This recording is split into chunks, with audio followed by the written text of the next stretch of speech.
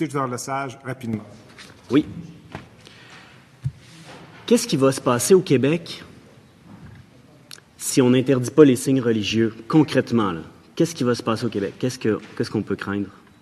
J'aimerais vous répondre avec une citation, monsieur, OK? J'aimerais vous répondre une citation d'un philosophe que vous connaissez, que la première religion qui a été écartée des institutions, le Québec, c'est la sienne, le christianisme. Les signes ostentatoires religieux ont été retirés des écoles publiques, dont la déconfessionnalisation s'est réalisée en 1998 seulement. Citation. Les raisons pour lesquelles ils ont été retirés sont les mêmes pour lesquelles nous devrions empêcher que d'autres s'y introduisent.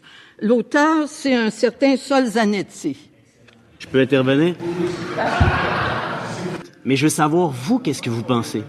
Qu'est-ce que vous pensez qui va arriver au Québec si on n'interdit pas les signes religieux? Parce qu'à date, vous avez répondu rien, il se passera rien, et vous voulez qu'on limite les droits des gens pour rien.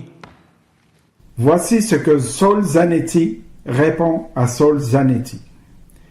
L'interdiction du port de signes religieux pour certains fonctionnaires est nécessaire pour maintenir la confiance des citoyens en la neutralité de l'État. Tout le monde s'entend au Québec pour dire que les représentants de la loi, juges, policiers, gardiens de prison, etc., doivent s'abstenir d'afficher des signes religieux, puisque le fait d'afficher leur appartenance à une religion pourrait les placer en apparence de conflit d'intérêts et semer un doute quant à leur jugement sur certaines questions morales, sociales et politiques sur lesquelles ils ont à intervenir au nom de l'État. Qu'est-ce qui va se passer au Québec? Est-ce que votre rassemblement n'a rien à dire là-dessus? Voici encore comment Solzhenitsyn répond à Solzhenitsyn.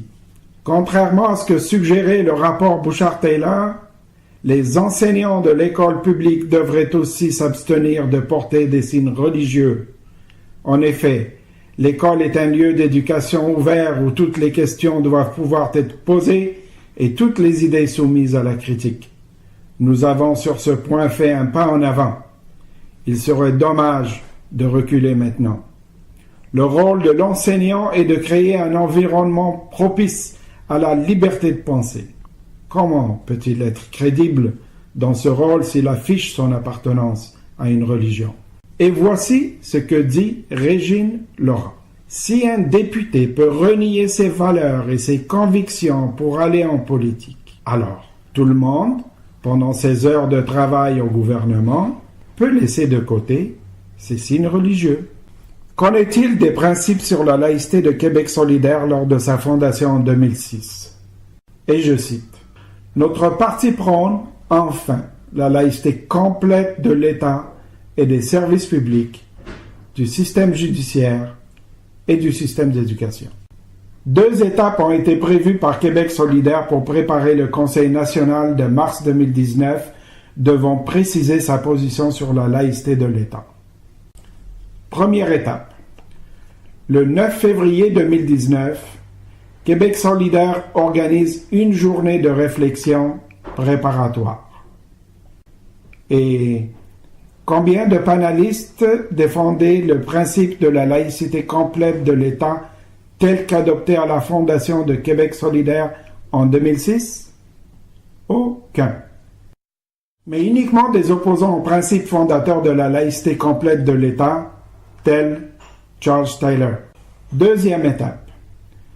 Dans les documents envoyés à ses membres pour préparer le Conseil national de mars 2019, Québec solidaire a-t-il rappelé le principe fondateur de la laïcité complète de l'État? Eh bien non.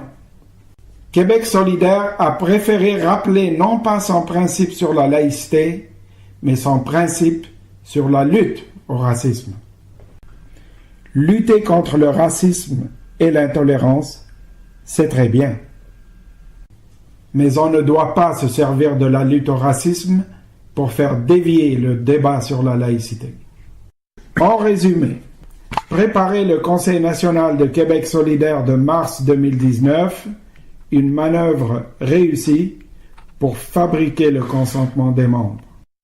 Ainsi, 91% ont voté contre toute interdiction des signes religieux y compris le niqab et la burqa. Finalement, en 13 ans, Québec solidaire fait un virage à 180 degrés. D'abord la laïcité complète, puis le compromis Bouchard-Taylor, et enfin l'acceptation de tous les signes religieux. Désormais, Québec solidaire et le Parti libéral mènent le même combat en faveur du multiculturalisme canadien. Cherchez l'erreur.